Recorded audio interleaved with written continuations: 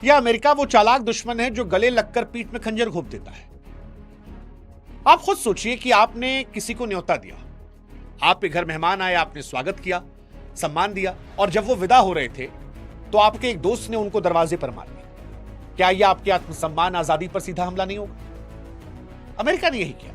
हिंद महासागर में ईरानी युद्धपोत को डुबा दिया, और जब वो डूबा और 100 से अधिक नौसैनिक मरे तो वो सिर्फ जहाज का अंत नहीं था, वो भारत की मेजबानी, भारत की साख पर अमेरिका की सोची समझी प्लानिंग के तहत वार था।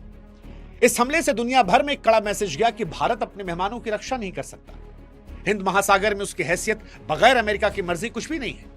भारत सरकार की तरफ से एक बार कंडेम तक नहीं किया गया, क्योंकि हम जानते हैं कि डोनाल्ड ट्रंप पर हम भरोसा नहीं कर सकते, उनकी सनक का हिस्सा नहीं बन सकते। और यही सवाल है कि क्या वो हमारे दोस्त हैं? क्या ये दोस्ती बराबरी की है?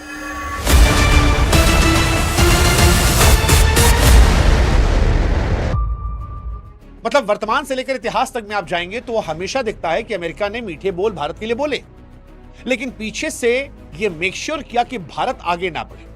आप इतिहास के पुराने घावों कैसे भूल सकते हैं? डॉक्टर होमी जहांगीर भाभा, लाल बहादुर शास्त्री जैसे भारत के नायकों को रहस्यमयी तरीके से हमने खोया, और हर बार शक की सुइयां जो थी वो अमेरिका की तरफ गई, जिसकी वजह से हम कई दशक पीछे हो गए। 1971 में जब भारत पाकिस्तान से बांग्लादेश को अलग कर रहा था तो पाकिस्तान का साथ निभाने के लिए अमेरिका ने अपना परमाणु बेड़ा समुद्र में तैनात कर दिया था। 90s में लेट जब हम परमाणु शक्ति बनने वाले थे तो अमेरिका ने पूरी कोशिश की कि हम ना बन पाए, हम पर नजर रखी, जासूस छोड़े, और जब हम बन गए तो हम पर दुनिया भर के सैंक्शंस लगवाए। उस दौर में कई सरकारें भी गिरी थी, जिनको लेकर आज तक बहस जारी है कि क्या वो सरकारें अमेरिका ने गिरवाई थी। आज भी अमेरिका का वही रवैया है। अमेरिका खुद जो मर्जी करे वो करता है। वेनेजुएला में राष्ट्रपति को उठा लेता है, पत्नी को पिटवा देता है, ईरान में खामनेई से लेकर 160 बच्चों को मरवा देता है। लेकिन भारत अगर अपनी इंडिपेंडेंट पॉलिसी के तहत रूस से बातचीत करता है तो वो भारत पर टैरिफ लगाता है, 50% का टैरिफ। $500 बिलियन की संभावित रक्षा डील के जरिए भारत को ब्लैकमेल करता है। भारत के अड़ोस पड़ोस में देखिए, आज जितने पड़ोसी हमारे हैं, हर पड़ोसी की सरकार को गिराने में अप्रत्यक्ष तौर पर अमेरिका का जिक्र आता है, और वो सरकारें बैठी हैं जो भारत के खिलाफ है। पाकिस्तान ऑपरेशन सिंदूर में भारत से इसलिए लड़ पाया क्योंकि अमेरिका ने उसे F-16 जैसे विमान दिए थे। और यहीं पर यह सारा सवाल उठता है कि क्या वो दोस्त है या दुश्मन? दोस्ती के नाते जो हमने डील भी की है, जैसे तेजस विमानों की डील हमने की थी, तो जब हमें सबसे ज्यादा जरूरत थी तो तेजस विमानों के इंजन की सप्लाई में ऐन वक्त पर धोखा दे दिया गया। और यहीं से सवाल शुरू हुआ कि क्या वो दोस्त बनकर भारत की तरक्की और सुरक्षा को नुकसान पहुंचा रहा? अमेरिका को लेकर एक लाइन जो मुझे हमेशा लगती है कि ऐसा कोई सगा नहीं जिसे अमेरिका ने ठगा नहीं। लेकिन अगर भारत के दृष्टिकोण से देखें तो जहन में ख्याल आता है कि क्या वो दोस्त हैं, क्योंकि कभी कभी सबसे खतरनाक वार दुश्मन नहीं दोस्त के हाथों होता है। और भारत अमेरिका की कहानी आज उसी चश्मे से हम देखने वाले हैं। नमस्कार, मैं हूं शुभांकर मिश्रा, और आज का वीडियो जो है वो बड़ा महत्वपूर्ण है। अमेरिका हमारा दोस्त है या दुश्मन? क्योंकि सोशल मीडिया पर गले लगने की तस्वीरों के पीछे रियलिटी जो है उसे समझना बहुत जरूरी है। आज के इस वीडियो में हम जानेंगे कि अमेरिका के डर से भारत कैसे अपने मेहमान को नहीं बचा पाया, उसके बाद कुछ कह क्यों नहीं रहा भारत। दूसरा, क्या अमेरिका ने हमारे महान वैज्ञानिकों को मरवाया? क्या अमेरिका की वजह से हमने अपने प्रधानमंत्री को खोया था? 1971 में कैसे पाकिस्तान का साथ देकर अमेरिका ने भारत को धमकाया था? अमेरिका ने हफ्ता वसूली के लिए भारत को कैसे ब्लैकमेल किया? बांग्लादेश, श्रीलंका, नेपाल में क्या अमेरिका की भूमिका रही? क्या पाकिस्तान में आसिम मुनीर को अमेरिका का साथ है, जिसकी वजह से वो कोशिश करते हैं भारत को आंख दिखाने की? और भारत के दुश्मन पन्नू जैसे आतंकवादियों को क्या अमेरिका बचाता है? अमेरिका ने क्या तेजस इंजन को रोककर भारत की पीठ में छुरा घोंपा था? बात इसी करते हैं, क्या अमेरिका के डर से भारत मेहमानों को बचा नहीं पाया और फिर जुबान ही खोल पा रहा? देखिए, हिंद महासागर की लहरों में जो कुछ हुआ उसने भारत की सुरक्षा और साख दोनों पर सवालिया निशान खड़े कर दिए। ईरानी नौसेना का आधुनिक युद्धपोत जो भारत के बुलावे पर मिलन 2026 अभ्यास में शामिल होने आया था, वो विशाखापट्टनम से विदा होते ही अंतर्राष्ट्रीय सीमा के पास एक संदिग्ध हमले का शिकार हो गया। अब बहुत सारे एक्सपर्ट्स का यह मानना है कि यह हमला एक अमेरिकी परमाणु पनडुब्बी द्वारा किया गया। यह कोई साधारण सैन्य हादसा नहीं है, बल्कि भारत के बैकयार्ड में घुसकर अमेरिका की एक सोची समझी साजिश है, ताकि दुनिया को यह मैसेज जाए कि दुनिया का कोई कोना अमेरिका की ताकत से खाली नहीं है, और हिंद महासागर में भी भारत का कंट्रोल नहीं है। यहां पर भी असली ताकत वॉशिंगटन के पास है। सबसे हैरानी की बात यह है कि अमेरिका ने हमला तब किया जब भारत अपनी समुद्री शक्ति का प्रदर्शन कर रहा था। अमेरिका ने जानबूझकर इस जहाज को चुना जब वो भारत की मेजबानी से बाहर निकला था। और यहीं पर सवाल उठते हैं, हालांकि सवाल जो चुभने वाले हैं वो भारत सरकार की खामोशी को लेकर है, क्योंकि आज हम जिसे मजबूत भारत कहते हैं वो अपने ही घर में हुए इस कथित अपमान पर खामोश बैठा है। जब संकट आया तो श्रीलंका की नौसेना मलबे को बचाने और मदद के लिए आगे दिखी, लेकिन भारत की तरफ से कोई भी कड़ा आधिकारिक विरोध या स्पष्टीकरण अब तक नहीं आया, जो ये बताता है कि शायद हम अमेरिका के इतने दबाव में हैं कि अपने मेहमानों की सुरक्षा पर उठे सवालों का जवाब भी नहीं दे पा रहे। यह खामोशी भारत की जनता को बेचैन कर रही है, क्योंकि यह केवल एक जहाज के डूबने की बात नहीं है, यह भारत की समुद्री साख पर एक गंभीर प्रहार है। अमेरिका ने यह भी संकेत दिया कि वो जब चाहे भारत के प्रभाव क्षेत्र में घुसकर किसी भी देश को निशाना बना सकता है और भारत के पास केवल तमाशबीन खड़े रहने के अलावा कोई ऑप्शन नहीं है।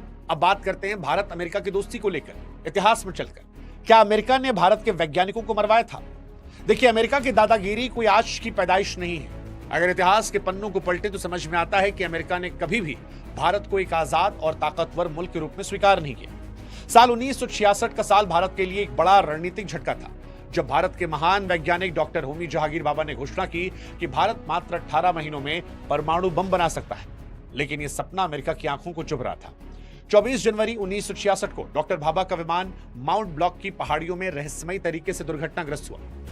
पत्रकार ग्रेगरी डगलस ने CIA से जुड़े एक लेखक रॉबर्ट क्राउली के हवाले से चौंकाने वाले खुलासे किए थे और वो स्पष्ट इशारा कर रहे थे कि विमान हादसा साजिश के तहत किया गया था।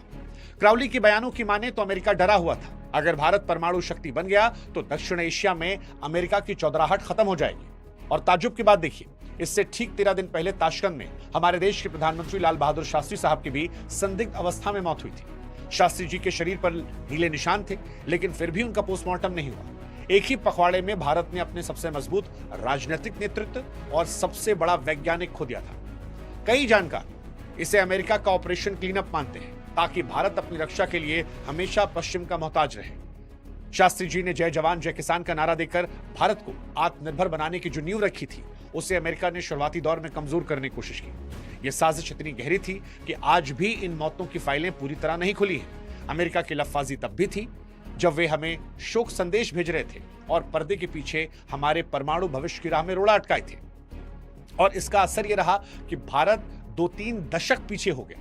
और इसके बाद जब 90 के दशक में हमारे महान वैज्ञानिक डॉक्टर APJ अब्दुल कलाम ने अटल बिहारी वाजपेयी साहब की अगुवाई में यह तय किया कि हम परमाणु शक्ति बनेंगे, तो अमेरिका ने दुनिया भर की निगाहें जो थी वो भारत पर कर दी। भारत परमाणु शक्ति ना बने, उसने पुरजोर कोशिश की, अपने एजेंट्स दौड़ाए, दुनिया भर के सैटेलाइट हम पर नजर रखी, और जब हमने उन्हें चकमा देकर परमाणु शक्ति का दर्जा हासिल किया तो अमेरिका ने भारत को कमजोर करने के लिए दुनिया भर के सैंक्शंस लगवा दिए। उस दौर में जो सरकारें गिरी थी, उनको लेकर भी चर्चा आज भी चलती है राजनीतिक गलियारों में कि क्या वो अमेरिका की तरफ से भी कोई साजिश थी। आप याद कर लीजिएगा उस दौर को। सवाल कुल मिलाकर वही है, क्या अमेरिका दोस्त है? क्योंकि दोस्त ये नहीं करते। अमेरिका ने 1971 में भी भारत को खूब धमकाया था, पाकिस्तान का साथ देकर। दरअसल अमेरिका का एंटी इंडिया चेहरा 1971 के युद्ध में पहली बार दुनिया ने देखा, जब पाकिस्तान की सेना पूर्वी बंगाल में कत्लेआम मचा रही थी। मानवाधिकारों का ढोंग करने वाला अमेरिका पाकिस्तान के पीछे ढाल बनकर खड़ा था। जब भारतीय सेना ने पाकिस्तान को घुटनों पर लाना शुरू किया तो तत्कालीन अमेरिकी राष्ट्रपति रिचर्ड निक्सन और हेनरी ने भारत को डराने के लिए अपना परमाणु हथियारों से लैस 7वां बेड़ा बंगाल की खाड़ी में भेजा। वो दोस्ती का हाथ नहीं, बल्कि भारत की छाती पर तानी गई परमाणु बंदूक थी। अमेरिका ने खुलेआम भारत को धमकी दी कि अगर युद्ध नहीं रोका गया तो वो सीधा सैन्य हस्तक्षेप करेगा। ये वो दौर था जब अमेरिका ने साबित कर दिया कि उसके लिए लोकतंत्र केवल तब तक मायने रखता है जब तक वह उसके पूरे स्वार्थ को पूरा न कर ले। पाकिस्तान जैसे सैन्य तानाशाही वाले देश का साथ देना और भारत जैसे लोकतांत्रिक देश को डराना अमेरिका के दोहरे चरित्र का सबसे बड़ा सबूत है। अगर उस वक्त सोवियत रूस ने अपनी नौसेना हमारे समर्थन में नहीं भेजी होती तो आज शायद भारत का भूगोल कुछ और होता।